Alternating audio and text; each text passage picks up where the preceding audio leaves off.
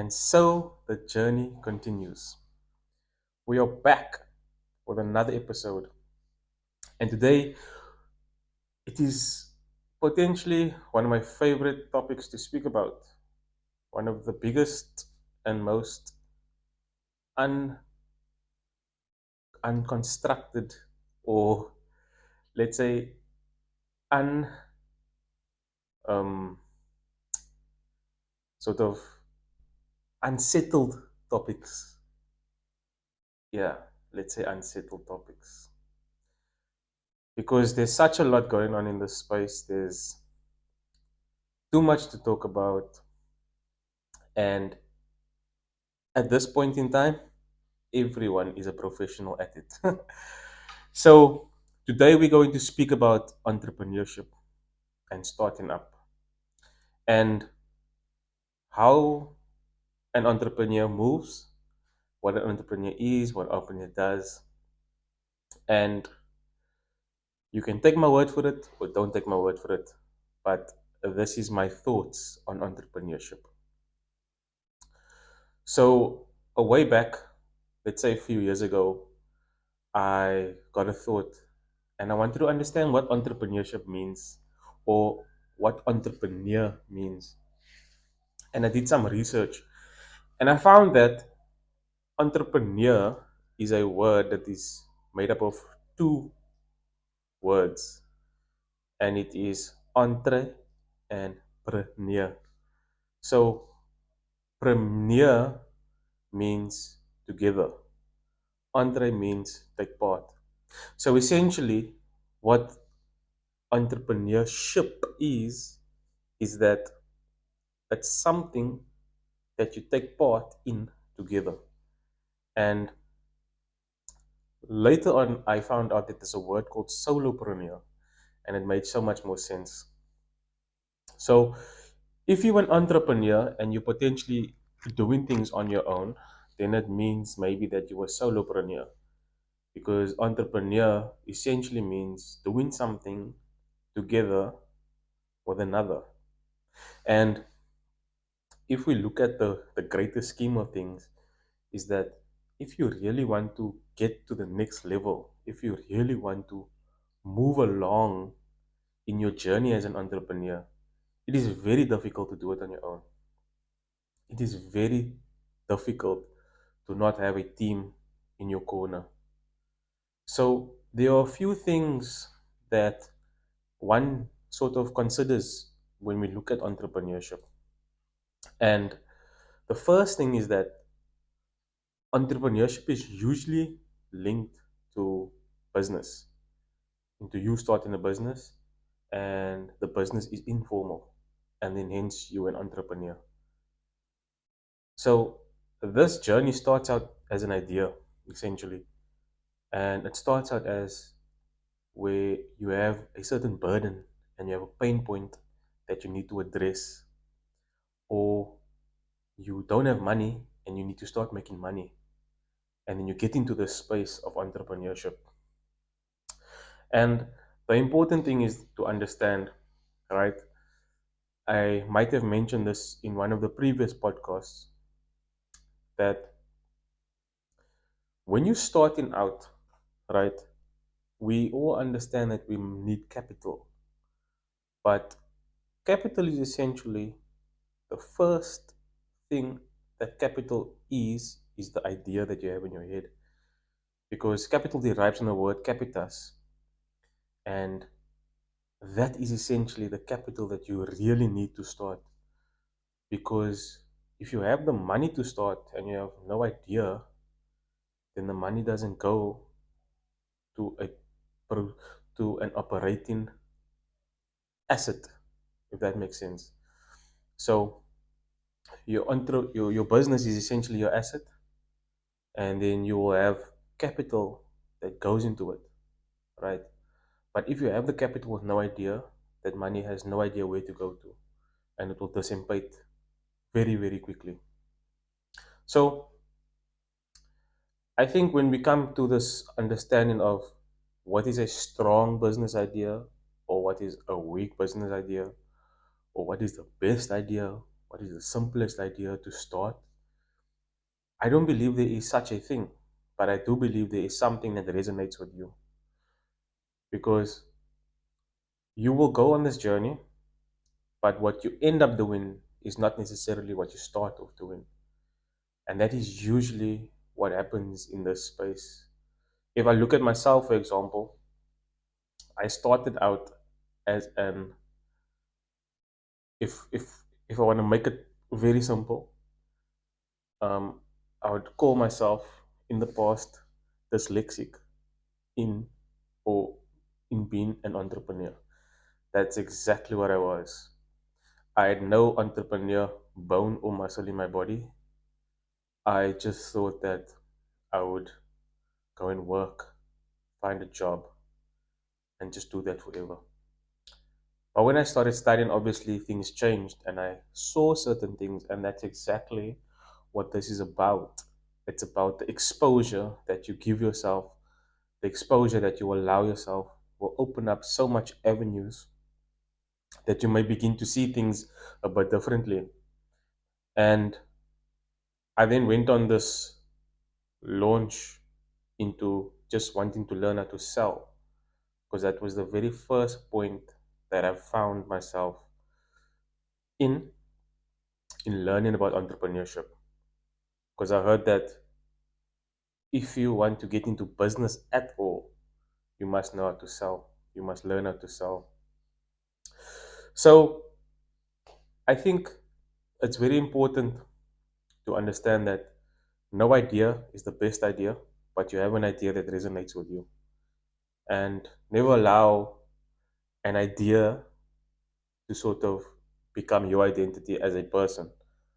But the idea that you have is just something that you like in that time, but it may not be the thing that you are going to do forever.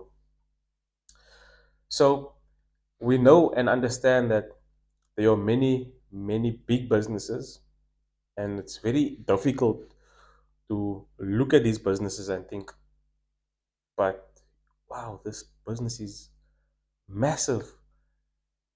How can how can I ever get to this point? But if you understand things properly, every single business that you see out there today that is flourishing, that has these incredibly huge market caps and share values, and this board of directors and big CEOs, they all started out as an entrepreneur. They all started out essentially as a small business. And it comes to show that every single person that has an idea, right? Your idea is extremely valuable if you package it correctly and you put it in the correct system and you allow the process to take its course and obviously work in the process. So, when we come to this understanding of you want to be in a particular place as an entrepreneur, but you don't know where to start. And I think that starting is the most fundamental thing. And the reason why I'm saying this is because we're always considering to start and never get to the point of starting. But what we need to do is just to do what we need to do right now in this particular moment, and then take that step and then move forward one step at a time, baby steps if you want to. And there's this very interesting phrase that I learned or heard a few years ago, is that there's a difference in being exponential and being linear. And this is in regards to entrepreneurship. And usually we want to take the linear approach, right? But we want the exponential result. And this two things is misaligned totally. It is mutually exclusive, right? It is actually not mutual at all. So there's these two simple components that we need to take into consideration when we want to be exponential. And I believe everybody wants to be exponential. And that is to Really understand the thing that you are good at. Understand your strengths to the highest ability that you can possibly. Understand what it is that you are good at. Understand what your niche is, and really understand it to the best of your ability. Know everything about it and know everything around it so that you become a master essentially. Then the second thing is to know exactly the market that you're operating in. Know your customers, your suppliers, know your competitors, know your enemies, and know those people that want to help you. And those two things are the most fundamental thing for being exponential. There are a lot of detail that goes into it, definitely, but when we think of it simply, that is where you start, right? And you can essentially go to the highest heights just on those simple principles. And that is where you start. We usually think of starting on the highest heights. That's great. Some can start there, definitely, but it's not the common place to start. So, if I'm open and honest, I think that is essentially the place to go to in terms of understanding where we start. And we need to understand that as an entrepreneur, things will go a certain way, it will never always go our way. So when you are moving towards something, you have a particular way that you want things to be. However, the construct of where you are operating does not respect you as a person. It only respects the process and the principles that needs to be applied in that area and that market. So as an entrepreneur, it is a very unforgiving space to be in. We look largely at social media and try to measure ourselves versus those in a similar space and a similar place. And I think this kind of environment is something where you really cannot compare yourself, right? And something extremely profound I heard is that there's so much competition happening at the bottom, right? That everyone is competing for something at the bottom. There's so much backstabbing and everyone is just doing what they need to do and doing the thing. But when you elevate yourself to the next level, right, you will find yourself in a space where everyone is collaborating rather than competing. And that is really the area and the space where you become exponential, understanding that your market and the space that you're in and shifting yourself above those that are competing and moving with those that are collaborating. Because if you are not collaborating, you are being burnt out. Because imagine you are at war, right? But you wanting to build something at the same time. Imagine you are building a house and you have people across the road throwing bricks at you.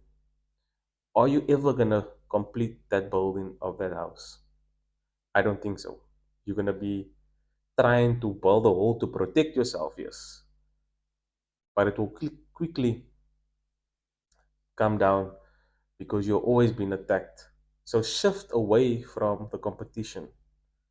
Move quickly towards the area and the space where collaboration is taking place.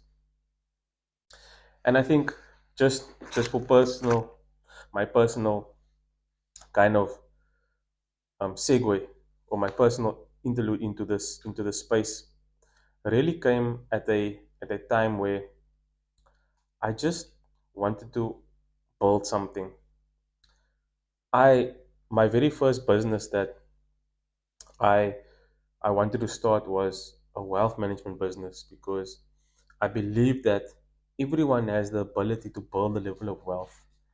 And I still believe it to be true because it is true.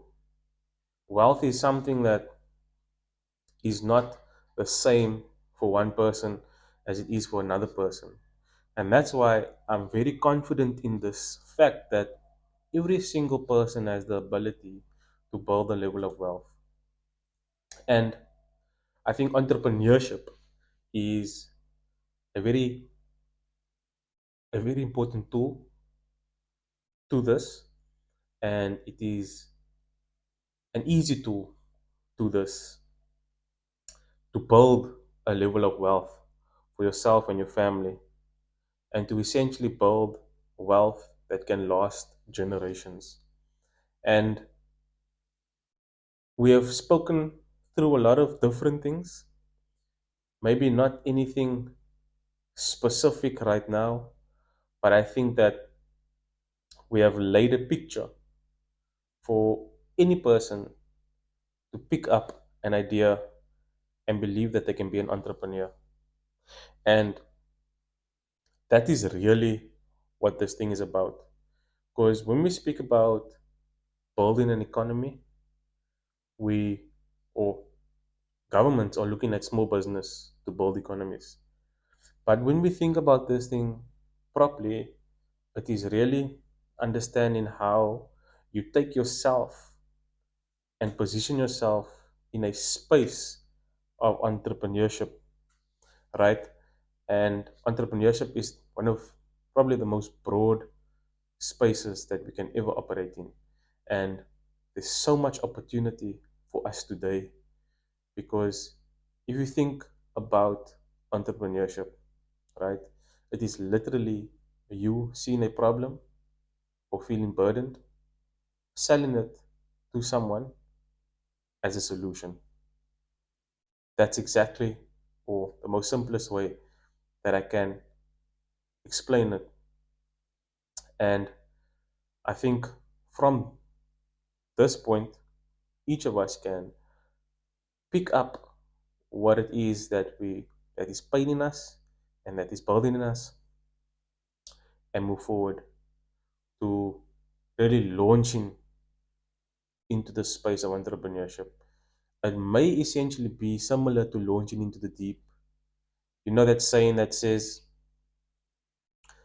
you started a job and your manager just pushed you in and you had to swim or sink. That's essentially what it is. But importantly, entrepreneurship is to take part together. So build yourself a team, build yourself a community that can really journey with you and take your idea from one step to the next step and build yourself as an entrepreneur into a business. And there we go. I think that that settles our episode for this week. And this was a real interesting thing for me to talk about because this is a specific topic that I love. And I'll probably speak about it a lot more in a bit more detail, in a bit more isolation in certain areas. And I'm Andrew James Stewart, and this is Dee-Boor. We'll see you on the next episode in 1 week's time. I am living my dream, and I hope you decide to live your dream too. Cheers.